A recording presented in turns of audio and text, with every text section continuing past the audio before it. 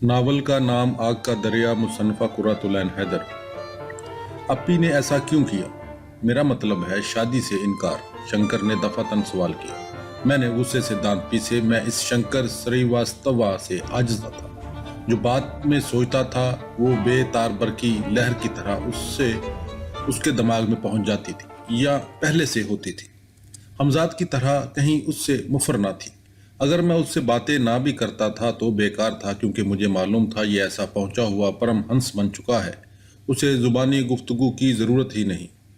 हम दोनों एक दूसरे के लिए भगवान कृष्ण और अर्जुन का दर्जा रखते थे। अक्सर ये दर्जे अदलते बदलते रहते थे। जब से चंपा बाजी ने बनारस से आनकर लखनऊ में दाखिला लिया था, उसे मालूम था कि मैं उनके इश्क हकीकी में मुब्तला हूँ। निहायत ढठाई से वो भैया साहब से कहता, चंपा बाजी आपको बहुत पसंद करती है, वैसे आप हैं ही पसंद के लायक, मगर ये कि और चूंकि अप्पी से भैया की मंगनी हो चुकी थी और अप्पी भैया साहब को आम हिंदुस्तानी लड़कियों की तरह अपना देवता तस्वर करती थी और भैया साहब चंपा बाजी पर दम दिए दिए रहते, लिहाजा ये सिचुएशन बेइंतहा गुंजलक हो गई थी। और ये शंकर का बच्चा नहायत खूबसूरती से भैया साहब को समझाता रहता था कि वो सख्त गलती पर हैं और चंपा बाजी की ऐसी लड़कियां तो हर साल यूनिवर्सिटी में आती हैं। आपी का और उनका क्या मुकाबला। फिर उसे भैया साहब के इस चप्पड़ कनातीपन पर गुस्सा आता, क्योंकि लाज की मानंद आपी को भी वो अपनी जिम्मेदारी समझता था।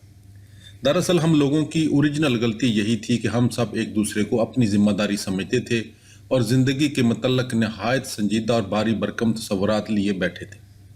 अप्पी क्या करेंगी? अभी तो वो वलायत भी नहीं जा सकती, उसने फिक्रमंदी से कहा। वलायत जाना ही तो सारे दुखों का इलाज नहीं है, मैंने कहा। फिर मुझे एक वहशत खेज ख्याल आया, आपी क्या लाज की तरह मैं उनको विदा नहीं कर सकूंगा? आपी की शादी किससे होगी?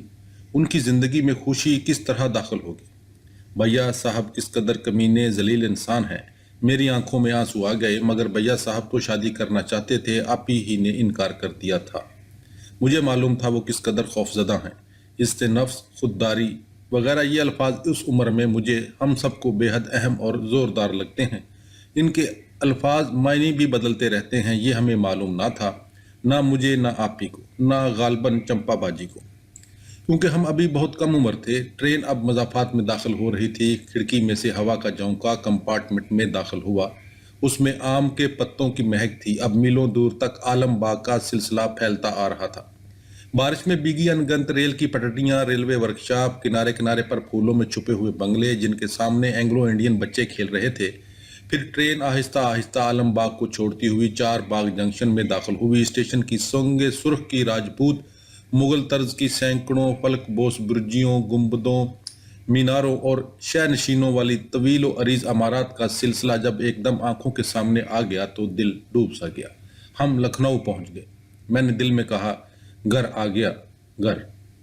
प्लेटफार्म के शफाफ सुरमई फर्श पर लोग नरम रवि से इधर उधर चलते फिरते थे।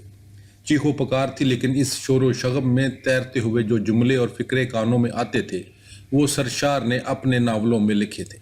हम लखनऊ पहुंच चुके थे। स्टेशन की बरसाती में मोटर दाखिल हुई जिसे कदीर चला रहा था।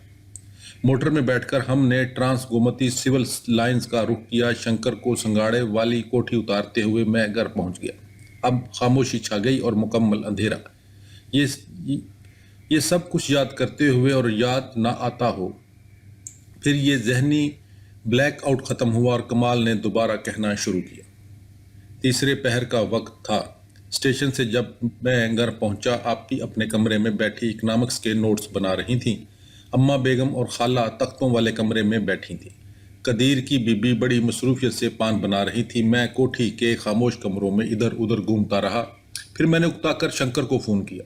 मालूम हुआ स्टेशन से लौटकर नहाने और कपड़े बदलने के बाद फौरन अब फिर बाहर चला गया है। आखिर मैंने साइकिल उठाई और कैलाश हॉस्टल पहुंचा। वहां मिसिज वांचो से मालूम हुआ कि चंपा बाजी अभी नहीं आई हैं। वो अपने मामू मियाँ के यहाँ वजीर हसन रोड ही पर हैं। मैं बैंसा कुंड की तरफ रवाना हुआ। चंपा बाजी के मामू मियाँ के मकान में लान पर हमेशा धूप की सुर्ख और सफ़ेद दारियों वाली छतरियाँ लगी रहती थी। मैं अंदर गया। वो एक छतरी के नीचे बैठी थीं। वो भी बड़ी मसरूफियत से इकनॉमिक्स के नोट्स बना रही थी। दूसरी कुर्सी पर भैया साहब बैठे कुछ पढ़ रहे थे। ए लीजिए, वो तो यहाँ मौजूद थे। मुझे आता देखकर वो उठे और हेलो कमाल, मुसव्वी से लौट आए कहते हुए बरसाती की तरफ बढ़े जिधर उनकी साइकिल खड़ी थी और दूसरे लम्हे वो फाटक से बाहर जा चुके थे। मुझे बड़ा अजीब सा लगा। आखिर मैं एक डेक चेयर साए में घसीट कर बैठ गया। बड़ी गाम है, चंपा बाजी ने बेध्यानी में दरख्तों की ओर देखते हुए कहा। भैया इतनी जल्दी उठकर क्यों चले गए? मैंने कोशिश करके रेडियो के स्क्रिप्ट पर ध्यान देते हुए कहा जो मैं साथ लेता आया था। हवापुर यूनिवर्सिटी का कॉन्वोकेशन मैंने बेदली से देखा। अल्लाह बेहतर जानता है, या तुम उनके कज़न हो। बजिया ये अपना पार्ट लीजिए। तुम्हारे घर में? उन्होंने कागजात उठाकर कहा। मैंने सुना है कि एक क्राइसिस आ गई है। बजिया ये दूसरा स्क्रिप्ट कमला को दे दीजिएगा। तुम्हारा हमजाद हरिशंकर, तुमने उसे कहाँ रवाना कर दिया? आया नहीं तुम्हारे साथ? पता नहीं कहाँ है इस वक्त। दिन भर तो वो भैया साहब के साथ ही घूमता रहता है।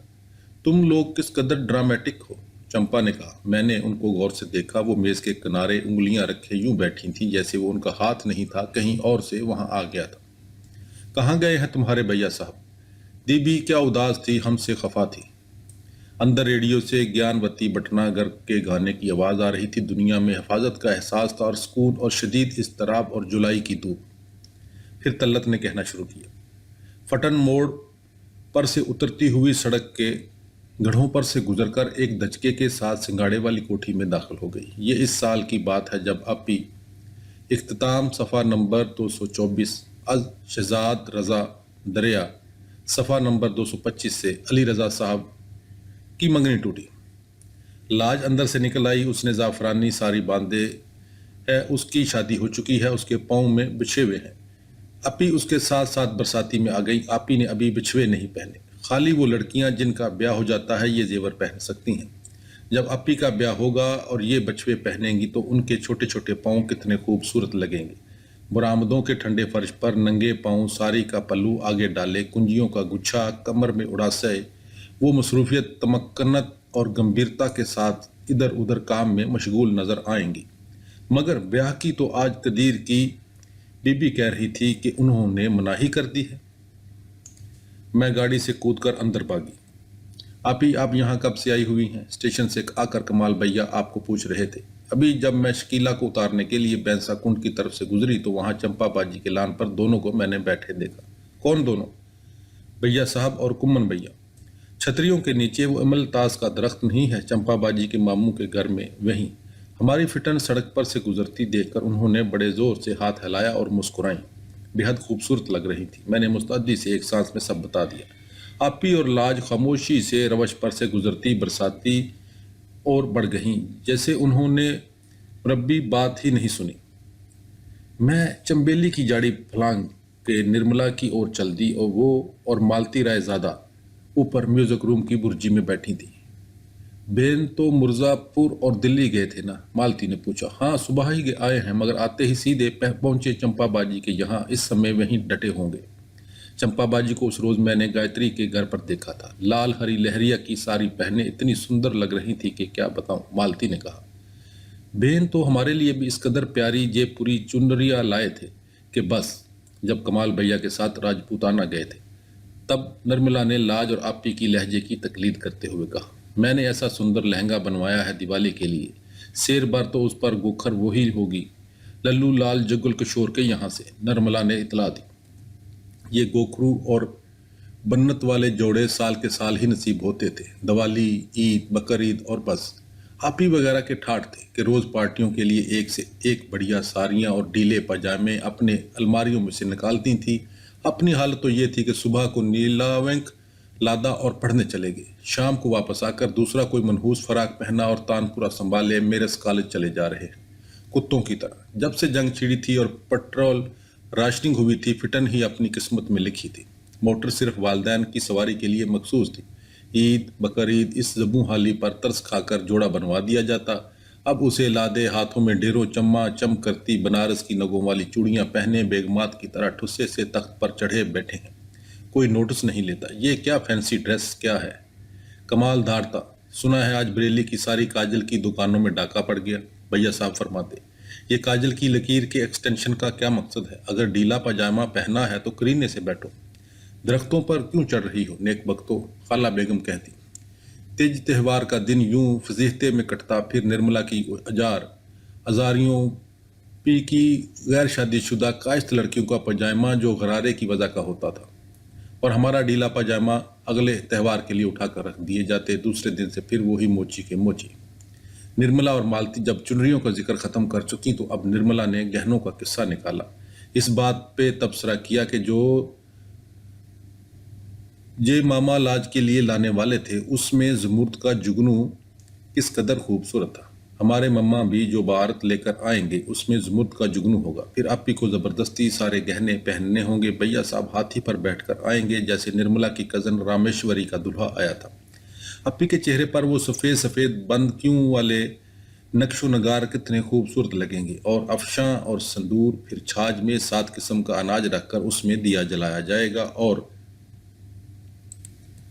अपी के हाथों में चांदी का कंगना बांधा जाएगा और अमाम बांदी मंगल गाएगी और भैया साहब दूल्हा बनकर कैसे लगेंगे। मगर उसी वक्त मुझे कदीर की बीबी की बात याद आई। जब मैं कॉलेज से लौटकर चाय की मेज पर बैठी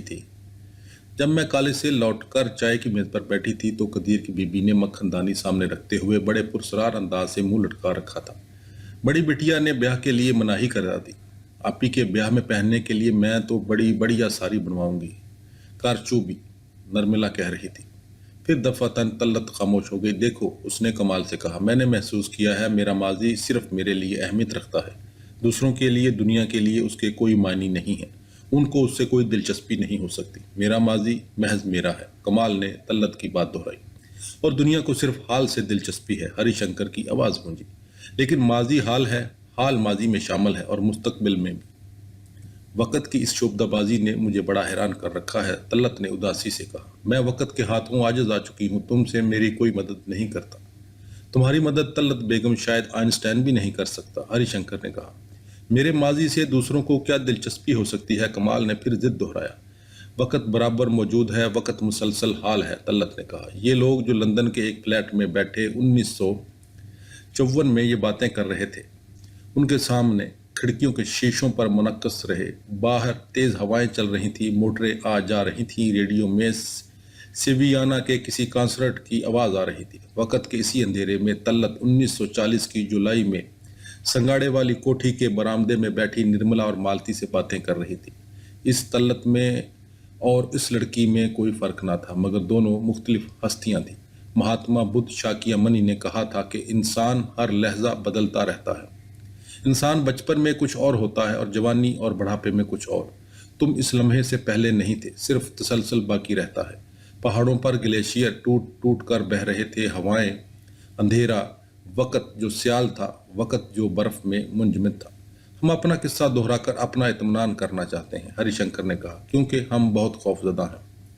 हम वक़्त से और अंधेरे से खौफजदा हैं, क्योंकि वक़्त एक रोज़ हमें मार डालेगा और अंधेरा हमारी आखिरी जाए पनाह होगा, तल्लत ने कहा। और गौतम नीलंबर का जिक्र यहाँ ना करना, तुम असल मौजू से बहुत दूर हट रहे हो। तय ये करना है कि ज़िंदगी में असल मौजू क्या है, कमाल ने कहा। मैं 14 साल कबल भी मौजूद था और अगर जिंदा रहा तो 14 साल बाद हरिशंकर ही समझा जाऊंगा।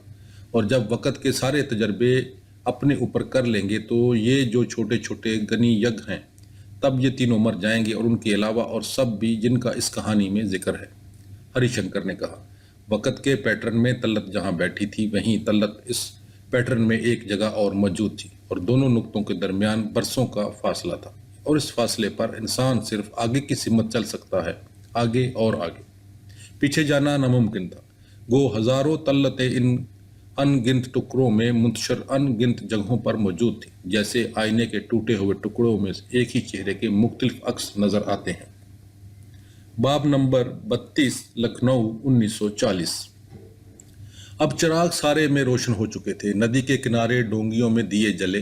नदी ने अपना सफर जारी रखा। बरामदे में लैंप रोशन कर दिए गए थे। शेड पर बरसाती परवाने के चक्कर काट रहे थे। लड़कियां बरामदे में बैठी नहीं। शीतल पाटी पर ओदे रंग का कम ख्वाब का लहंगा फैला दिया गया, जिसकी गोट बड़े एहतमाम से तल्लत तराश रही थी। गोट काटने में तल्लत बड़ी माहिर फन समझी जाती थी। लाज एक तरफ को जरा बेनियाजी से बैठी ये मंजर देखती रही। करीब ही मालती राय ज़्यादा बैठी थी। फिर जब रात ज़्यादा हो गई तो नेशे से गंगा दीन ने, जो अब तक हौज के मंडेर पर बैठा जमुना महरी से बातें कर रहा था, आवाज़ लगाई, बिटिया चलिए। मालती को शहर जाना था, वो बारूद खाने में रहती थी। बेन आ जाएं तो मोटर से तुमको पहुंचा आएंगे, लाज ने उससे कहा। तल्लत इन सब को शब बखैर कहकर नीचे उतरी और अब फिटन ने राय बहारी लाल रोड की तरफ चलना शुरू किया। चंद फरलांग चलने के बाद फिटन एक बड़े सीमेंट की कोठी में दाखिल हुई, जिसके पाई बाग में रात की रानी महक रही थी। घर के सब लोग पिछले चबूतरे पर बैठे थे, कुर्सियां बिछी थी, पलंग के करीब टेबल फैन रखा था, सराहियां गड़वंची पर दरी थी जिन पर चंबेली के कजरे लिपटे हुए थे। चबूतरे के सिरे पर छत वाला रास्ता था जो खाने के कमरे से सीधा बावर्ची खाने की तरफ जाता था। इधर बगारी की खुशबू आ रही थी। बरामदे में नमाज की चौकी बिछी थी, नीचे बहुत से बड़े लोटे एक कतार में रखे जगमगाते थे। कहो गोड़ तराशाई, अम्मा बेगम ने नमाज की चौकी पर से पांचे समेटकर चप्पलों में पैर डालते हुए कहा। अल्लाह रहम करे, लाज बेचारी के जहेज के कपड़े हैं, उनको अपना तख्ता मश्क ना बनाओ। बेचारे रायजादा साहब के यहाँ इतने अल्ले तलल्ले नहीं हैं कि तुम लाज के कपड़े काट पीट कर बराबर कर दो तो नए बनवा दिए जाएंगे। कमाल ने किताब पर से सर उठाकर आवाज लगाई। वो बरामदे में दर के करीब टेबल लैंप लगाए पढ़ रहा था। अप्पी खाने के कमरे में कुछ सड़ पड़ कर रही थी, हाथ में एक डिश लिए। जब वो बावर्ची खाने की तरफ जाती नजर आई तो तल्लत ने उनको आवाज दी। अप्पी, कल लाज ने तुमको बुलाया है। अच्छा। वो बावर्ची खाने में दाखिल हो गई। लाज बाहर निकलती।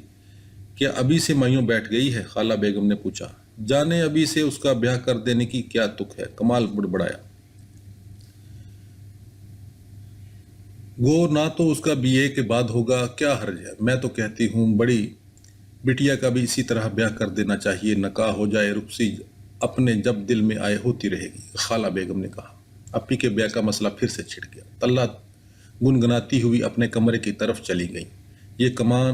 ये मकान गुलफिशां कहलाता था। सामने राय बहारी लाल रोड बड़ी खामोश सड़क थी। दोनों तरफ जो कोठियां थी उनके फाटकों पर नामों की तख्तियां खामोशी से अपनी वाकफियत का ऐलान करती रहती।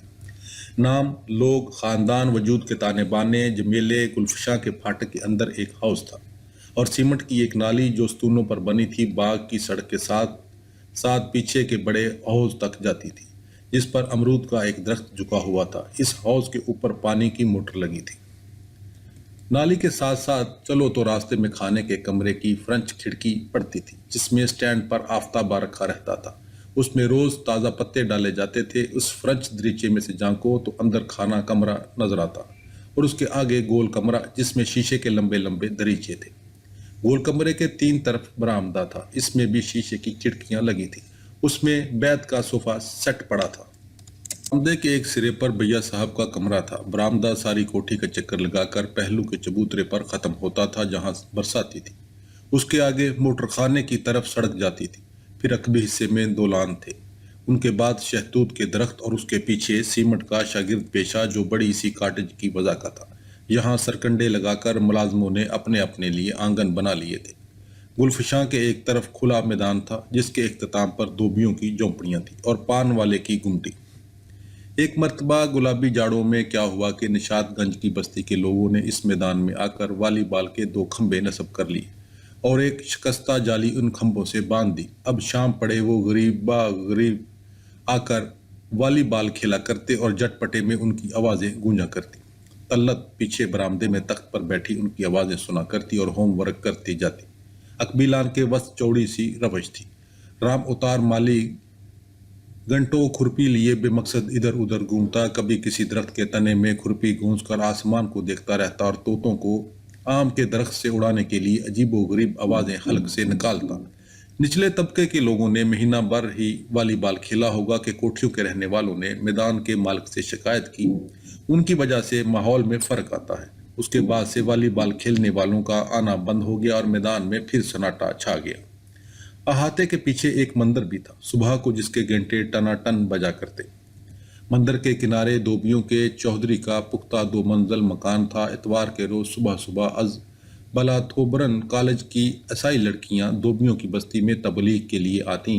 उर्दू भजन गाए जाते और मठियाई तकसीम होती। बराबर की कोठी में चक्रवर्ती साहब थे जो सुपरिटेंडिंग इंजीनियर थे। उनके लड़के के नाम ओनेल थे। लड़की का रेखा जो सोने के बंगाली वजह के टोप पहनती थी जिसमें झालर लगी होती है। ये लोग डाके के रहने वाले थे। ओनेल कॉलेज में अपने हुस्न के लिए बहुत मशहूर था اور سنا گیا تھا کہ سجاتا سے اس کا بیاہ ہوگا۔ سجاتا اور ننند بالا دو بہنیں تھیں جن کے لیے یونیورسٹی کسی اہم شعبے کے صدر اور بہت مشہور سائنسدان تھے۔ سجاتا گلفشا سے چوتھی کوٹھی میں رہتی تھی، اس کے آگے ارچنا اور پرنتی رہتی تھی۔ یہ توام بہنیں تھیں۔ ان کے باپ یونیورسٹی کے شعبہ فلسفہ کے صدر تھے۔ ان کے گھر میں پلنگوں کے بجائے تخت بچھے تھے اور ہر کمرے میں رام کشنا پدم ہنس کی تصویریں تھیں جو بنگال کے بڑے باری سنت گزرے ہیں۔ اس کے آگے بڑھ کر جسپالز کی کوٹھی تھی جن کی لڑکیاں یونیورسٹی میں پڑھتی تھیں اور حسن و ذہانت کے لیے بہت مشہور تھیں۔ اسی طرح اور بہت سی کوٹھیاں تھیں، ان میں ایک ہی طرح کے لوگ رہتے تھے۔ ان سب کے یہاں موٹریں تھیں اور ٹیلی فون لگے تھے، اور صبح ہوتی تو ان کی لڑکیاں سائیکلوں پر اپنے اپنے پھاٹکوں سے نکل کر ازبلا تھوبرن کالج یونیورسٹی کا رخ کرتی۔ یہ بڑا مستحکم اور مضبوط معاشرہ تھا۔ یہ بڑے شریف لوگ تھے، باوضع اور خوشحال اور باعزت۔ ان کے یہاں کے دستور بھی ایک سے تھے، رنج اور خوشیاں مسائل یکساں تھے۔ ان کے فرنیچر، ان کے باغوں کے پودے، ان کی کتابیں، لباس، سب چیزیں ایک سی تھی۔ ان کے ملازم، ان کے نام، ان کی دلچسپیاں۔ طلعت کے یہاں کا خانسامہ بھی اسی قسم کا تھا جیسے اور سب کوٹھیوں کے خانسامہ تھے۔ اس کا نام حسینی تھا۔ سارے بورشیوں کے نام حسینی، حسین بخش یا مدار بخش ہوتے ہیں۔ سارے دھوبی نتھو کہلاتے ہیں۔ سب کوچوان گنگا دین ہیں۔ ساری نوکرانیوں کے نام بلاکن، رسولیہ اور حمیدن کی ماں اور منجور النساء ہوتے ہیں۔ سارے بیر عبدل کہلاتے ہیں، جس طرح توام خانوں میں وائلن نواز دبا کر ٹونی ہوتا ہے۔ سارے باپوں کا نام خان بہادر تقی رضا بہادر ہوتا ہے۔ ناولوں والے باپوں کا نام بھی یہی ہوتا ہے، اصلیت والے باپوں کا بھی۔ جبھی تو کہا جاتا ہے کہ ناول حقیقت کی عکاسی کرتے ہیں، ویسے ادھر ادھر کی ہانکنے کی دوسری بات ہے۔ حسینی کو اما بیگم نے طلعت کا ایک پرانا اوور کوٹ دے رکھا تھا جس کے کالر پر فرنگی تھی۔ اب فرق کا فیشن ختم ہو چکا تھا، لہٰذا طلعت اسے کہاں پہنی، اور حسینی صبح صبح باورچی خانے کی سمت جاتے ہوئے چھت والے راستے میں سوں سوں کرتا گزرتا اور سودے کے پیسے لینے کے لیے کمرے میں آتا۔ اب وہ فاختائی رنگ کا فر کوٹ پہنے کام کرتا، اس قدر مسخرہ معلوم ہوتا کہ جس کی حد نہیں۔ قدیر اس پر خوش دلی سے ہنستا۔ میم صاحب آوت ہیں، ہٹ جاؤ راستے سے۔ قدیر موٹر ڈرائیور۔ جب طلعت 4 سال کی تھی، کمال 8 سال کا اور بھیا صاحب ابھی سوئٹزرلینڈ میں تھے، تب آ کر ان کے یہاں نوکر ہوا تھا۔ قدیر مرزا پور کا رہنے والا تھا اور بے حد دلچسپ۔ اس کی بیوی کا نام قمر النساء تھا اور بچے کا پھدن۔ جب طلعت کے بڑے ابا انابے میں تعینات تھے تو ایک مرتبہ پھدن کو ضلع کے بی شو میں لے جایا گیا۔ اسے پہلا انعام ملا۔ اب پوچھئے کیا انعام ملا؟ ایک گاڑے کی چھپی ہوئی چھوٹی لڑکیوں کے پہننے کی ساری اور ایک جھنجھنا۔ قدیر کے یہاں اس روز عید ہوگی۔ پھر ایک روز قدیر کو کیا سوجی کے کیمرہ لوں گا، انگریزی رسالے گھر میں سب کو دکھاتے پھرے۔ اے بیٹیا، اے بیگم صاحب، یہ کیمرہ کتنے کا ہے؟ پوچھو میاں قدیر، تم کیمرہ کیا کرو گے؟ بیگم صاحب، فوٹو کھینچوں کروں گا، خدا سے مجھے فوٹوگرافی کا بہت شوق ہے۔ پھر قدیر نے اپنی تنخواہ میں سے پیسے بچا بچا کر 150 روپے کا کیمرہ منگوایا اور 3 ٹانگوں والا سٹینڈ اور مور اور محل والے پردے۔ اب دونوں میاں بی بی نے شاگرد پیشے کے آگے سرکنڈے کھڑے کر کے باقاعدہ اسٹوڈیو بنایا اور گھر بھر کی تصویریں کھینچنی شروع کر دیں۔ ہائی پور اور یہ اور وہ جانے کون کون لوازمات منگوائے گئے۔ انہوں نے اپی اور بھیا صاحب اور طلعت، کمال اور سب کی سینکڑوں تصویریں کھینچ ڈالیں۔ تصویروں کے لیے قدیر کا بڑا زوردار تخیل تھا۔ اپی بیٹھی ستار بجا رہی ہیں، پیچھے پردیپ پر مور ناچ رہا ہے، محل کے اوپر چاند نکلا ہے، حوض پر پریاں کھڑی ہیں۔ اپی قلم ہاتھ میں لیے مفکرانہ انداز میں بیٹھی ہیں۔ کمال اپنے سارے کپ اور ٹرافیاں سنبھالے کھڑے ہیں۔ بھیا صاحب ٹینس کا ریکٹ ہاتھ میں لیے مسکراتے ہیں۔ خالہ بیگم اور اماں بیگم نہایت سنجیدگی سے ہاتھ گھٹنوں پر رکھے بیٹھی سامنے کی اور دیکھ رہی ہیں۔ نرمل اور لاج رادھا اور کرشنا کے لباس میں کھڑی ہیں۔ نرملا کے ہاتھ میں بانسری ہے اور وہ سخت پٹیکل والا کرشنا کا پوز۔ ہری شنکر کتاب کا مطالعہ کر رہے ہیں۔ تصویروں کے پوز کے متعلق قدیر کی اپنی اٹل تھیوریز تھی اور اس معاملے میں وہ کسی کی رائے برداشت نہیں کر سکتے تھے، اپنی منمانی کرتے تھے، لہٰذا ان کے ماڈلز کو بلا چوں چرا کیے ان کا حکم ماننا پڑتا تھا۔ اب فرصت کے وقت میں میاں بی بی بیٹھے تصویریں دھو رہے ہیں، سکھا رہے ہیں۔ 8 آنے کی لاگت میں ایک پوسٹ کارڈ سائز تصویر بنتی تھی۔ اپنا اپنا شوق ہوتا ہے۔ گرمیوں کی دوپہروں میں جب سارا گھر سو جاتا تو نوکروں کے کاٹیج سے قدیر کے आल्हा गाने की आवाज़ बुलंद होती। कभी जाकर देखो तो मियाँ कदीर दहलीज पर अकड़ुआ बैठे पड़ोल का खाली टीन बजा रहे हैं। कमरन एक तरफ को बैठी क्रोशिये से जाली बना रही हैं। आपको आते देखा फौरन पीतल की पिन दुनिया खींचकर पान बनाना शुरू कर दिया। कमरनपुर की सारी औरतों की तरह बेहद सांवली सलोनी और सुबक बीबी थी। हम वतन होने की वजह से लाज और निर्मला की वालदा से उनका बड़ा याराना था। अक्सर संगाड़े वाली कोठी बुलवाई जाती। जब मिसिज राय ज़्यादा गुलफशां आती तो फौरन कमरन की तलबी होती। रंगीन किनारे वाले गाड़े की धोती बांधे जिसका पल्लू सामने पड़ा होता, घूंघट निकाले वो रवश पर से गुजरती, चबूतरे पर पहुंचती और उनके पैरों के जानजन इतला देने कि बहन कमरुन्निसा आन पहुंची। एक रेशमी साड़ी भी थी बहन कमरन के पास जो पूरे 18 रुपए में खरीदी थी, और वो भी कोलकाते में। जिस रोज कोठी में कोई तकरीब होती वो रेशमी साड़ी और अपने सारे चांदी जेवर पहनकर घूंघट निकाले आन कर खामोशी से काम में मसरूफ हो जाती। मेहमान बीबियों का इस्तकबाल करती, उनको सलीके से बैठाती। कमर और कदीर दोनों कसानों की औलाद थे। ड्राइवर बनने से पहले कदीर अपने जिला की किसान सभा में शामिल थे और चरखे का प्रचार करते फिरते थे। ये वो जमाना था जब मोतीलाल का विलायत पलट बेटा जिम्मेदारी की बेखनी करने के दर पे था। गांव गांव घूमता था, किसानों की झोंपड़ियों में रहता था और ओद के किसानों का लीडर बना हुआ था। तालुकादारी सिस्टम ने किसानों की जो दरकुत बना रखी थी उससे कदीर से बेहतर वाकफ कौन हो सकता था। इसीलिए जब गुलफशां के लान पर कमाल के दोस्त अहबाब सोशलिज्म पर लंबी चौड़ी बहसें करते तो कदीर भी किसी न किसी बहाने जा खड़े होते और उनकी बातों को समझने की कोशिश करते। उनकी तो सिर्फ ये मालूम होता था कि उनके गांव के जमींदार ठाकर साहब के सिपाहियों ने एक रोज जब लगान अदा ना होने पर उनके बाप को डंडों से इस कदर मारा कि वो खत्म हो गए तो कदीर को कलकत्ते जाकर क्लीनरी करनी पड़ी और उनके घर में अब भी रोटियों के लाले पड़े थे। उन दिनों यानी सन 31 के लगभग कांग्रेस ने तहरीक चला रखी थी, हुकूमत को टैक्स मत अदा करो, गांव गांव ये तहरीक चल रही थी। हुकूमत और जमींदार एक तरफ थे, किसान और कांग्रेस दूसरी तरफ। कदीर के घर एक जमाने में कालीन भी बुने जाते थे, मगर सरकारी पॉलिसी और मशीनी माल की दरामद की वजह से घरेलू सनतें तबाह हो चुकी थी। जमीन पर बोझ बढ़ गया था और जमींदार को लगान अदा करना बरहक था। उन्हीं हालात ने कदीर के बाप की जान ली, मगर अब जो कुछ लखनऊ शहर में हो रहा था वो कदीर की अकल में नहीं आता था। बेइत्मीनानी और इंतशार की असल वजह इक्तिसादी थी। जमींदार और किसान का तसादम था। बरतानवी हुकूमत इस बेइत्मीनानी को फिरका वाराना रंग दे रही थी ताकि अवाम का जहन दूसरी तरफ मतवज्जा हो जाए। शहर में रहकर कमरन को अपने मिर्जापुर के गांव की याद बहुत सताती और साल 2 साल बाद छुट्टी लेकर दोनों अपने गांव हो आते। दोनों मियाँ बीबी में बहुत मोहब्बत थी, राम सीता की जोड़ी ऐसी। कमर अभी 10 वर्ष की ही थी, उनका ब्याह गुना सा सब हो गया था। ये शारदा एक्ट के ज़माने में भी गरीब गुरबा गवर्नमेंट की आंख में किस तरह खाक झोंकते हैं। बी कमरन अब मर बरकर 25 साल की हुई थी, कदीर उनसे 10-12 साल बड़े थे। उन दोनों की मोहब्बत को मिसाल के तौर पर दूसरे मुलाजमों बला के रिश्तेदारों तक के सामने पेश किया जाता था। वैसे भी कमरन दूसरे मुलाजमों की बीबियों से मेल जोल नहीं रखती थी, क्योंकि मोटर ड्राइवर की अहलिया होने की हैसियत से उनका समाजी रुतबा शागिर्द पेशे की सोसाइटी में बहुत ऊंचा था। उनका कायदा था कि दोपहर को खाना पकाने झाड़ू बहारों से फारग होकर फुदन को गोद में लिए कोठी में आ जाती और अम्मा बेगम के बेडरूम में महफिल जमती। अम्मा बेगम तख्त पर लेटी रिसाला निरंग ख्याल या असमत पढ़ रही है। खाला बेगम नमाज की चौकी ही आड़ी आड़ी लेटी हैं। कोई मेहमान बीबी आई हुई हैं तो वो भी किसी मुसहरी पर नीम दराज हैं। पानदान सामने रखा है। आ गई कदीर की बीबी, आओ बैठो। कमर बड़ी नज़ाकत से सबको आदाब तस्लीम करके कालीन पर बैठ गई। फुदन को एक तरफ सुला दिया। बाजी अम्मा ने पान बनाकर बढ़ाया। कहो भी आज क्या पकाया था? खाला बेगम पूछती। अरहर की दाल, बात और मंगोचियाँ बेगम साहब। उसके बाद खानों पर तबसरा होता। तरकारियों के भाव और भी के नर्ख पर तबादला ख्यालत करने के बाद गुफ्तगू अपने महबूब मौजू पर आ जाती। शादी ब्याह के किस्से, कुनबे की सियासियात, किसकी शादी किससे हो रही है, वगैरह वगैरह। कमरन सारी गुफ्तगू में पूरा पूरा हिस्सा लेती और उनकी राय की कदर भी की जाती। कभी खाला बेगम तख्त पर लेटे लेटे कजरियाँ गाना गुनगुनाना शुरू कर देती।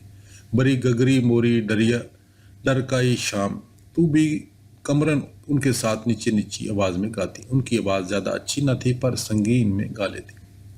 गाने में मियाँ कदीर उस्ताद थे। नोटंकी के गाने, थिएटर की गज़लें, महफिश से पोजीशन से खाओ मटन चाप। کجریاں، بارہ ماسے، دادرے، ٹھمریاں، برہا، الہ، اودل ہر چیز کے بادشاہ تھے۔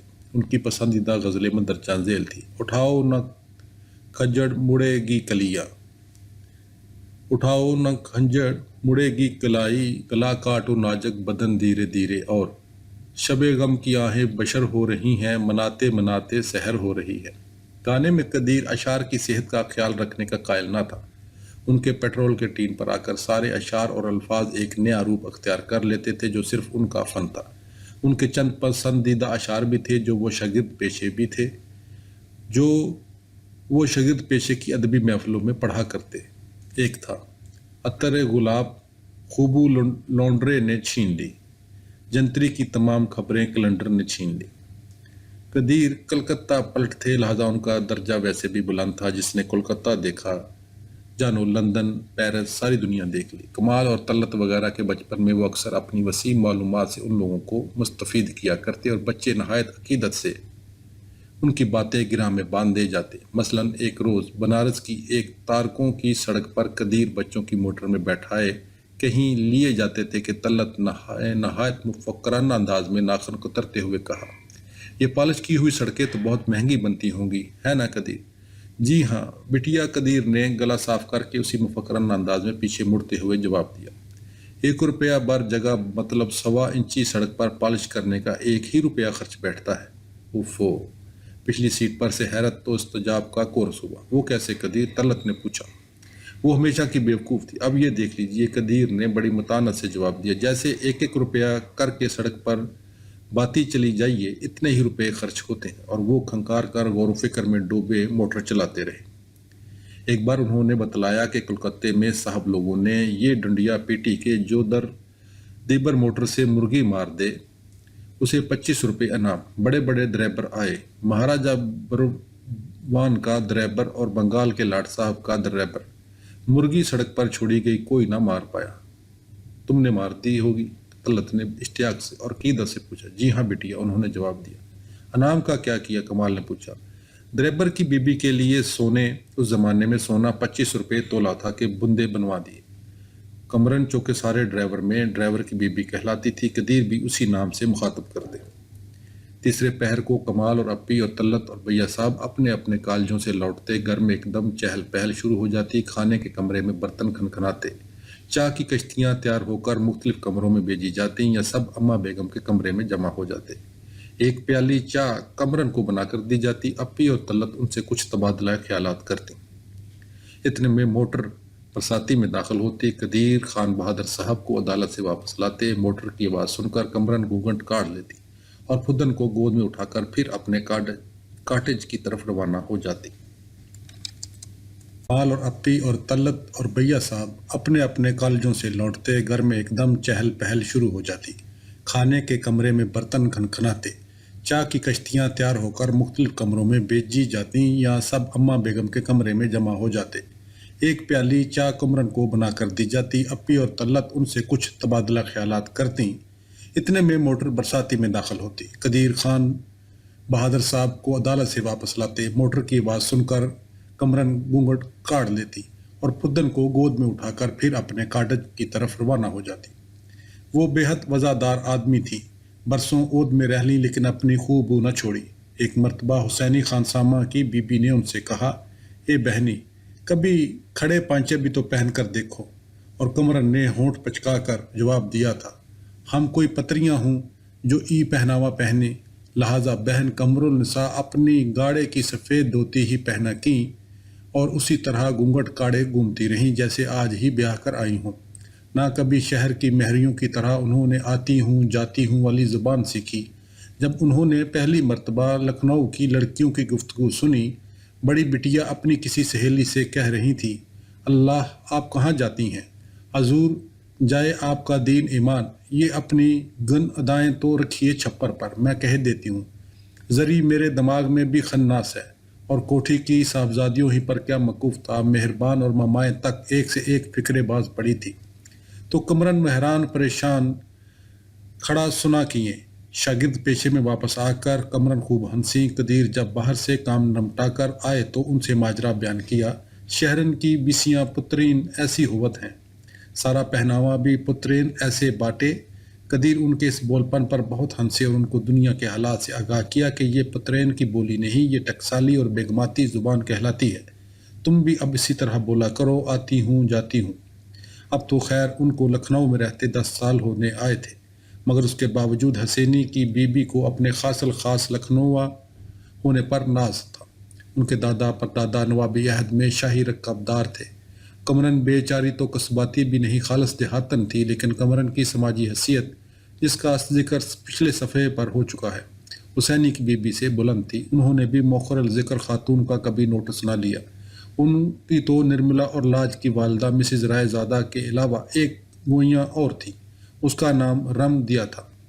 ہم وطنی کا ناطہ بری چیز ہوتا ہے۔ کہاں رمدیا ذات کی اہرن رام اوت، 5 رمالی کی بی بی، صبح شام اس کا آدمی اس کو پیٹے۔ نہ وہ طلت کی آیا سوسن کی طرح فلمی گانے گا سکے، نہ حسینی بی بی کی طرح گر سواں پائجامہ پہن کر ٹھمک ٹھمک چلنا اسے آئے، مگر وہی ہم وطنی۔ پردیس کی اس اجنبی دنیا میں رامدیا ہی کمرن کا دکھ سکھ سمجھ سکتی تھی۔ شاگرد پیشے کی سوسائٹی میں مالی کا رتبہ بہت نیچے پہنچتا تھا، مگر بہن قمر النساء کی ہمجولی تھی تو رمدیا گورکھپور کی رہنے والی تھی۔ کمرن کی طرح 9-10 برس کی عمر میں اس کا بھی بیاہ گونا سب ہو گیا۔ رام اتار اس سے صرف 30 سال بڑے تھے۔ آج سے کئی سال قبل کمرن کے یہاں آنے کے کچھ عرصے بعد ایک روز رام اتار اسے اکے پر بٹھلا اسٹیشن سے لائے تھے۔ وہ رام باز کی سرخ ساری پہنے چہکو پہکو روتی اتریں۔ پہلے انہیں کوٹھی میں سلام کروانے کے لیے پیش کیا گیا، اس کے بعد شاگرد پیشے میں وہ دوسرے ملازمین کی بیبیوں کے لیے موضوع گفتگو اور لڑکے بالوں کے لیے تماشا بنی۔ چھوٹی سی 10 سالہ دلہن۔ سب سے آخر میں کرمن نے ان کے قریب جا کر ان سے باتیں شروع کی۔ معلوم ہوا تو یہ اپنے دیس کی ہیں۔ ان کی بڑی بہن بسماتا ہردیا مرزا پوری میں کمرن کے گاؤں میں بیاہی گئی تھی۔ اے لیجئے، یہ تو بھی رمدیا سے سمدیا نے کا رشتہ نکل آیا۔ بس اس دن سے رمدیا اور کمرن گوئیاں تھیں۔ چھوت چھات کے باوجود آپس میں لین دین بھی رہتا۔ کمرن رمدیا کی ہتھیلی پر چاہ کی پیالی اوپر سے رکھ دیتی، لیو کوٹھریا ماں جائے کہ چاہ بنا کے پی لیو۔ اسی طرح پھل پھلاری، امرود، گنے، سنگاڑے سے ایک دوسرے کی تواضع ہو جاتی۔ جاڑوں میں گھنٹوں شاگرد پیشے کے پچھواڑے پھلواری میں کمرن اور رمدیا کھاٹ پر بیٹھی باتیں کیا کرتی۔ ساریاں ہر سنگار میں رنگ کر منڈیر پر سکھائی جاتی۔ چاول بینے جاتے۔ کمر رمدیا کو کروشیا سکھلاتی۔ کبھی کبھی حسینی کی بیوی جو ہی خانم ادھر آ نکلتی اور دیکھتی کہ دونوں پوربنے بیٹھی چاول صاف کر رہی ہیں یا چادر پر مگوچیاں سکھا رہی ہیں، تو حسینی بیوی ناک منہ چڑھا کر سوسن یا زمرد سے کہتی، دریبر کی بیوی نے بھی کیا اہرن سے پہنا پا گانٹھ رکھا ہے۔ پھر جب پکار فلم نئی نئی آئی اور اس کا ریکارڈ کوٹھی میں پہنچے تو ایک گانا کمرن کو بے حد پسند آیا۔ دھوبیوں کا گانا جس میں مرزا پور کا نام آتا تھا۔ مرزا پور میں اور ٹھورن کاشی ہمارو گاٹ۔ کمرن طلت کے کمرے کی دہلیز پر اکڑوں بیٹھ جاتی اور فرمائش کرتی، بٹیا وہ دوبن والا تو پھر بجائیے۔ اس کے علاوہ کنگن فلم میں کمرن کو ایک اور گیت پسند آیا تھا، ارے ارے کبیر سن رے کبیر، رمیا کی جوروں نے لوٹا بجار۔ اس میں رمیا کی بیوی کے بجائے کمرن حسینی کی بیوی گاتی اور بہت خوش ہوتی۔ جواباً حسینی کی بیوی کسی دوہے میں کمرن کا نام چپکا دیتی اور اسی طرح مزے مزے نوک جھونک چلاتی۔ گنگا دین سائس ابھی بیچلر تھا، لہٰذا کوٹھی سے لے کر شاگرد پیشے تک ساری خواتین کو اس کے رشتے کی بڑی فکر تھی۔ خالہ بیگم نے ان گنت کہاریوں سے اس کی بات لگائی۔ رام اتار تو اسے اپنے ہم زلف بنانے پر ادار کھائے بیٹھا تھا۔ اس کی ایک 6 سالہ سالی گورکھپور میں موجود تھی۔ رمدیا بھی اس کی بہت خاطریں کرتی۔ رمدیا کی بہن 6 سال کی تھی تو کیا ہوا، 2-3 برس میں بڑی ہو جائے گی، مگر مصیبت یہ ہوئی کہ گنگا دین ضرورت سے زیادہ پڑھ لکھ گیا تھا اور شادی پر تیار ہی نہ ہوتا تھا۔ اس کے پڑھ لکھ جانے کی وجہ یہ ہوئی کہ گلفشاں میں اکثر مختلف نو مشغلوں کی ہوا چلا کرتی تھی۔ ایک زمانے میں فی شخص نے میوزک سیکھنا شروع کی۔ بھیا صاحب برآمدے میں بیٹھے سورج بخش سرے استوا سے فیض حاصل کر رہے ہیں، صبح صبح بیروں اڑ رہی ہے، دھن دھن مورت کرشنا مراری، تیسرے پہر کو چاہ کی میز پر گانا ہو رہا ہے، سب آوازیں ملا رہے ہیں۔ طلت تو باقاعدہ میری کالج میں داخل تھی، لیکن کمال اور اپی سارے کزن لوگ 5 سواروں میں شامل تھے۔ خالہ بیگم ڈھولک کے گیت بہت اچھے گاتی تھی۔ امام باندی میرا سن ماں آ اپنے خاندان کے تقریبیوں کے موقع پر آ کر ہفتوں گلفشاں میں رہتی۔ سوسن اور زمرد وارے گاتی تھی۔ قصہ مختصر بچہ بچہ رت جنکر بنا ہوا تھا۔ پھر جب قدیر نے فوٹوگرافی شروع کی تو فی کس ہر طرح کے کیمرے ہاتھ میں لیے گھوم رہا ہے۔ بلی کتوں کی تصویریں کھینچی جا رہی ہیں۔ اس کا شوق ابھی جلد ختم ہو گیا۔ اس طرح گرم سدھار کا سلسلہ کچھ عرصہ چلا۔ تعلیم بالغاں کی تحریک ازبلا تھورن برن میں شروع کی گئی تھی۔ ہر لڑکی پر ڈیوٹی لگائی گئی کہ وہ کم از کم 2 ان پڑھ لوگوں کو زیور علم سے آراستہ کرے۔ خالی گھنٹوں میں لڑکیاں کیمپس پر کالج کے ملازموں کو پڑھاتی نظر آتیں۔ شام کو آس پاس سے غریب غربا آ کر گلفشاں کی برساتی کی سیڑھیوں پر بیٹھ جاتے۔ برساتی کے بلب اور باغ کے لیمپ کی روشنی میں الفاظ کے ہجے کرتے۔ گھر کی لڑکیاں اور لڑکے ان کو اردو اور ہندی سے فیض یاب کرتے۔ برساتی کا بلب اور باغ کا لیمپ بہت مدھم تھا، مگر غریب غربا نہایت ذوق و شوق سے رات گئے تک پڑھتے۔ قدیر سخت کن ذہن ثابت ہوئے۔ ویسے بھی وہ بہت سپیریئر تھے، ان خرافات میں کیا پڑھتے۔ گنگا دین البتہ انگوچھا سر پر لپٹتا سب سے پہلے تعلیم بالغاں کی طرف لپکا۔ امین آباد کے پستک بنڈار سے ہندی کا قاعدہ خرید لایا اور سب سے زیادہ ہونہار شاگرد ثابت ہوا۔ اب تو خیر وہ بہت پڑھ گیا تھا، فر ہندی ناولوں کا مطالعہ کرتا تھا اور ارادہ کر رہا تھا کہ ہندی مڈل کا امتحان پاس کر ڈالے۔ چنانچہ گنگا دین 6 سالہ بچی سے بیاہ کرنے کی دقیانوسی تجویزیں سنی انسنی کر دیتا۔ اوروں کی طرح اس نے بھی بھیا صاحب کو اپنا آئیڈیل بنا رکھا تھا۔ جب بھیا صاحب ابھی بیاہ نہیں کرتے ہیں تو ہم کاہے کریں۔ اسے طلت نے یہ بھی بتا رکھا تھا کہ انگریزوں کے کوئی ریڈیارڈ کپلنگ نے اس کا ذکر کیا تھا اور اس کے متعلق ایک فلم بھی انگریزی کے کوی ریڈیارڈ کپلنگ نے اس کا ذکر کیا تھا اور اس کے متعلق ایک فلم بھی انگریزی میں بن چکی ہے۔ قصہ مختصر یہ کہ گنگا دین نہایت روشن دماغ ہستی تھی اور بھیا صاحب کا اصل جانسار خادم۔ لڑکپن میں وہ سائز کی حیثیت سے آیا تھا۔ شمبھو کے مرنے کے بعد اس کو چیمپئن کا عہدہ مل گیا تھا۔ اسے اپنی فٹن سے بے حد محبت تھی اور اس کے مقابلے میں وہ قدیر کی شیورلے کو خاطر میں نہ لاتا تھا۔ یہ فٹن بڑے ابا مرحوم کی تھی، یعنی بھیا صاحب کے والد کی۔ ان کے انتقال کے بعد جب بھیا صاحب گلفشاں میں رہنے کے لیے آئے اور سارے ساز و سامان کے ساتھ فٹن ماں گنگا دین یہاں منتقل کر دی گئی۔ پیٹرول راشننگ شروع ہوئی تو دفعتاً گنگا دین کی اہمیت بڑھ گئی۔ اب وہ قدیر کو تانے دیا کرتے، چلاؤ نہ اپنی موٹر یا ہمیں دیکھو۔ ہٹلر کا کھٹکا نہ کچھ مزے سے دندناتے ہیں۔ گنگا دین بھیا صاحب کا رفیق خاص تھا۔ ان سے اس کی وفاداری اس لیے زیادہ تھی کیونکہ وہ بہرحال ان کا مرحوم والد کا ملازم تھا اور ان کے گھر سے یہاں آیا تھا۔ اکثر بڑے سرکار کو یاد کر کے روتا۔ اپی اور بھیا صاحب کے بیاہ کے سلسلے میں بھی وہ اپنی رائے محفوظ رکھتا، کیونکہ گو دنیا کا کہنا تھا کہ یہ رشتہ ضرور ہونا چاہیے، لیکن بھیا صاحب نے اپنی رائے محفوظ رکھی ہوئی تھی۔ بیر کا نام امیر خان تھا۔ یہ بے حد نیک اور مرنجان فلسفی قسم کے انسان تھے۔ خاموشی سے اپنا کام میں مصروف رہتے، انتہائی مفصل سوالات کا صرف جی ہاں یا جی نہیں میں جواب دیتے۔ یہ بھی نہایت وفادار آدمی تھے۔ ہگلی تک کا ذکر بڑے احترام سے کرتے۔ آ گئیں چلی گئیں، جی ہاں بیگم صاحب دودھ ابھی انہوں نے پیا ہے، ابھی کھڑکی میں سے کود کر بھاگ گئیں۔ باب نمبر 37۔ سن 40 کے دسمبر میں طلعت کو جونیئر کیمبرج کا امتحان دینا تھا۔ اسی سال ستمبر کے مہینے میں اسے ڈبل نمونیا ہو گیا۔ روتے روتے اس نے برا حال کر لیا، ہمارا 1 سال برباد ہو گیا، ہمارا 1 سال برباد کیا کی رٹ لگائے رکھتی۔ سارا گھر اس کی دلجوئی میں لگا رہتا۔ کمال اس کے لیے کہیں سے ایک پروجیکٹر اٹھا لایا۔ وہ نوابوں کی طرح تکیے کے سہارے بیٹھ جاتی اور 10 سال پہلے کی خاموش فلمیں ملاحظہ کرتی جو جانے کہاں سے حاصل کی گئی تھی۔ دیوار پر گزرے ہوئے وقتوں کے سائے ڈولتے بڑے عجیب سے لگتے۔ روڈولف ویلنٹو، ڈگلس فیزنکس، گلوریا سوانسن 10 سال پرانی ہندوستانی فلمیں بھی تھیں جن میں سلوچنا گھوڑے کی سواری کرتی اور ایبلی موریا تلوار چلاتا۔ اتوار کے دن اپی کی سہیلیاں ٹہلتی ہوئی آ جاتی اور اس کے پاس بیٹھ کر گپے ہانکا کرتی۔ یہ بڑی اسمارٹ، باوقار اور سنجیدہ لڑکیاں تھیں۔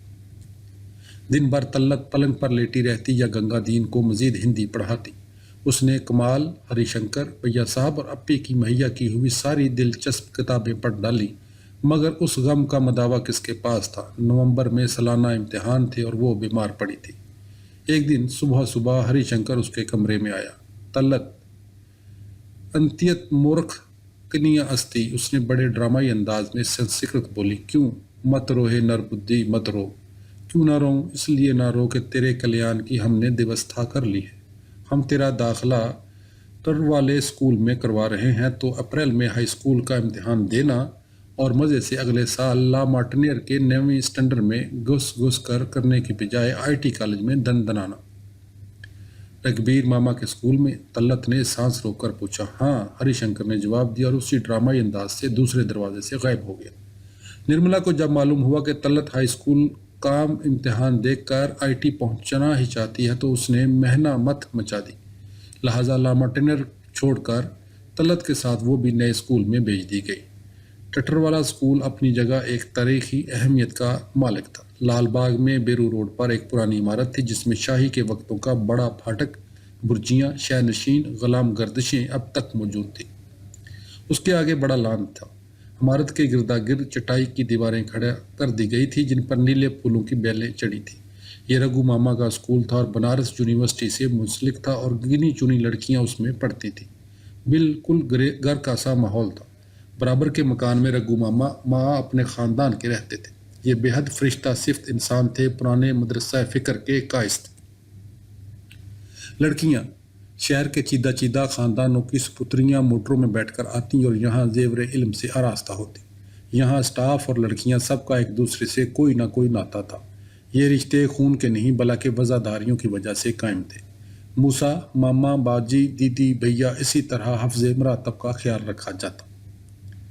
بعض لڑکیاں بے حد دلچسپ تھیں، مثلاً حمیدہ بانو جو وسط شہر کی ایک زبردست محل سرا میں رہتی تھی، شاعری کرتی تھی اور سخت رومانٹک روح تھی۔ بینا ماتھر کتھک کی ماہر تھی اور ہر سال آل انڈیا میوزک کانفرنسوں سے یہ بڑے بڑے کپ اٹھا لاتی تھی۔ مہر آرا ایک ایسی نوابزادی تھی جن کی خواص ان کی خاصدان کے لیے ساتھ رہتی اور پیچھے کھڑے ہو کر انہیں پنکھا جلتی رہتی۔ یہ سب لڑکیاں ایک دوسرے کے خاندانوں کی سو پشت سے واقف تھیں، سب ایک طرح کے ماحول کی پروردہ تھیں۔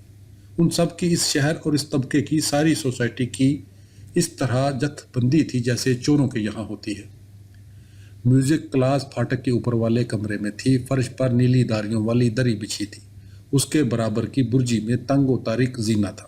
برجی کے مکھوں میں سے ہلکی ہلکی روشنی اندر آتی۔ چھٹی کے گھنٹے میں لڑکیاں ان سیڑھیوں پر بیٹھ جاتی اور حمیدہ بانو، جس کے یہاں ڈرامے کا احساس بے حد شدید تھا، اپنا سر ہلا کر بڑے پرسرار انداز میں کہتی، شاہ زمن غازی الدین حیدر کی انگریز سالی اشرف النساء بیگم یہاں رہتی تھی۔ ان کی مہری کو بادشاہ کے آدمیوں نے اس زینے پر قتل کیا۔ کیوں گپ مارتی ہو؟ قسم بحث کرتی۔ اشرف النساء بیگم، وہ جان ہاکنز والٹرز کی لڑکی؟ ہاں وہی۔ وہ تو بیگم کوٹھی میں رہتی تھی، اپنی ماں سے لڑ کر یہاں چلی آئی تھی، مجھے معلوم ہے۔ حمیدہ بانو سے لکھنؤ کی تاریخ کے متعلق کوئی زیادہ بحث نہ کر سکتا تھا۔ اسے دیکھ کر خواہ مخواہ یہ خیال آتا کہ یہ خود 100 سال پہلے کے لکھنؤ کا کردار ہے جو اس پرانی برجی میں سے جھانک کر ہم سے باتیں کر رہا ہے۔ ابھی زینے کا دروازہ بند ہوگا اور یہ غائب ہو جائیں گے۔ تلت کو یقین تھا بڑی ہو کر حمیدہ بانو بیگم عبد القادر اور حجاب امتیاز علی کی طرز کے افسانے لکھا کرے گی۔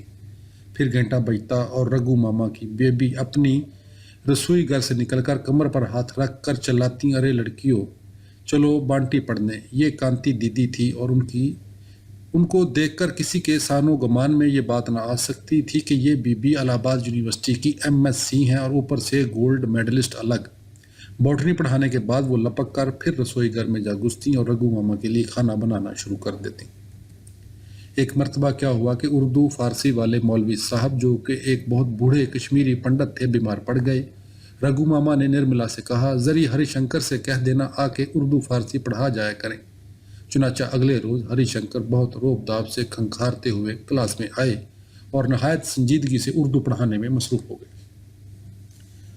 بنارسی یونیورسٹی کے مولوی مہیش پرشاد کا انتخاب اور ہری شنکر جیسے سخت گیر استاد کی پڑھائی لڑکیوں کی جان نکل کر رہ گئی۔ اردو کے گھنٹے میں بسنتی مہری باغ میں آ کر لڑکیوں کو مطلع کرتی، بٹیا چلیے چھوٹے مولوی صاحب آئے ہیں۔ لہٰذا 1 ماہ تک جب تک انہوں نے اس جامعہ میں درس دیا یہ آفیشیل طور پر مولوی ہری شنکر کہلاتے رہے اور اپنی سخت گیری اور بد مزاجی کی داغ بٹھا کر واپس لوٹے۔ صورتحال یہ تھی کہ کانتی دیدی بوٹنی پڑھاتی تھی، ان کی خالہ بہن جو پیشیوری دیدی سنسکرت کی استاد تھی، مالتی رائے زادہ کے بھائی سورج بخش شعبہ موسیقی کے صدر تھے، ہری شنکر تو اردو فارسی پڑھا ہی رہے تھے۔ حالات قابو سے باہر اس وقت ہوئے جب مس مونا داس کی شادی لال باغ کے میتھوڈسٹ چرچ کے آرگنسٹ مسٹر جان فضل مسیح سے قرار پائی، اور انہوں نے مہینے کی چھٹی لی تو رگبیر ماما نے طلعت کو حکم دیا کہ وہ جغرافیہ کی کلاس لیا کرے، کس واسطے کہ وہ جغرافیہ میں بے انتہا ہوشیار تھی۔ یہ کلاس اس قدر پر لطف ثابت ہوئی کہ جب مسز فضل مسیح تنگ آستینوں والا نیا گرم کوٹ اور کانوں میں چھوٹے چھوٹے سونے کے بندے پہنے واپس آ گئیں تو لڑکیوں کو بڑا رنج ہوا، اور انہوں نے گڑونچیوں کے پاس ٹھنڈی زمین پر بیٹھ کر طلعت کو الوداعی پارٹی دی، جس کے لیے رگو ماما کی رسوئی میں پھلکیاں تیار کی گئی تھیں۔ اس موقع پر باقاعدہ تقاریر ہوئی جن میں سے طلعت کی استادانہ صلاحیتوں پر روشنی ڈالی گئی۔ وہ دن بھی ایک تاریخی اہمیت رکھتا تھا جب مسز فضل مسیح نے اپنے نئے گھر میں لڑکیوں کی دعوت کی، اور جب طلعت اپنی اکلوتی نیلی کار 24 ساری پہن کر مقبرہ کمپاؤنڈ گئی، کیونکہ اس روز سے پہلے طلعت نے ساری کبھی نہیں پہنی تھی۔ آج اسے احساس ہوا کہ وہ واقعہ بڑی ہو گئی ہے۔ حضرت گنج میں انگریزی دکانوں کے درمیان ایک بڑا سا شاہی زمانے کا پھاٹک ہے، جس کے اندر وسیع احاطے میں سامنے ہی عہد کے 10ویں حکمران امجد علی شاہ بادشاہ کا مقبرہ اور امام باڑہ نظر آتا ہے۔ اس عمارت پر قیامت کی ویرانی اور نحوست برستی ہے۔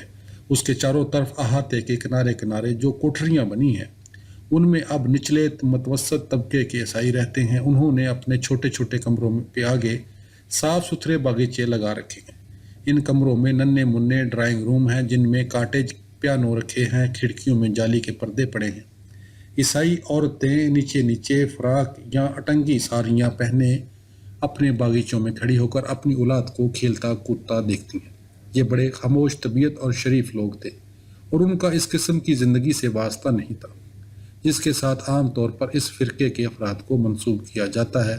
مثلاً ان کی نوجوان لڑکیاں آوارہ نہیں تھیں، اور ان کے لڑکے جینز پہن کر ناچتے نہیں تھے۔ اس وقت امریکہ لاکھوں میل دور تھا۔ مقبرہ سال بھر اجاڑ پڑا بائیں بائیں کرتا رہتا۔ خالی محرم کے زمانے میں اس میں چہل پہل ہوتی، تب زبردست زنانی اور مردانی مجالس ہوتی تھی۔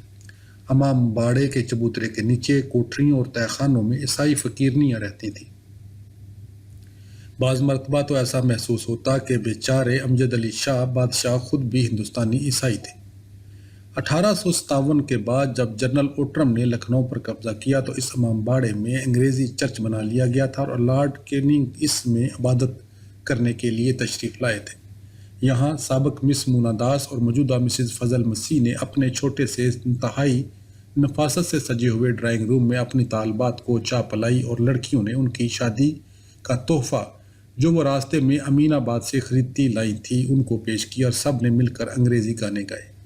لامارٹنسر کے خالص یورپین ماحول کے بعد چٹروالا اسکول بالکل ایک دوسری دنیا تھی۔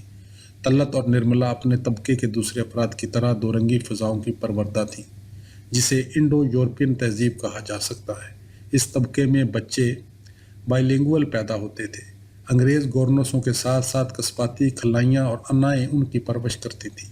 لڑکیوں کو کانوینٹ اسکول میں پڑھایا جاتا تھا، اور جب ان کی شادی ہوتی تھی تو وہ ہفتوں مایوں بیٹھائی جاتی تھی اور پرانے زمانے کی دلہنوں کی طرح شرماتی تھی۔ اکثر ان کی شادیاں ان کے خلاف مرضی بھی کر دی جاتی تھی۔ یہ لوگ ماڈرن ہو چکے تھے لیکن الٹرا ماڈرن نہیں بنے تھے۔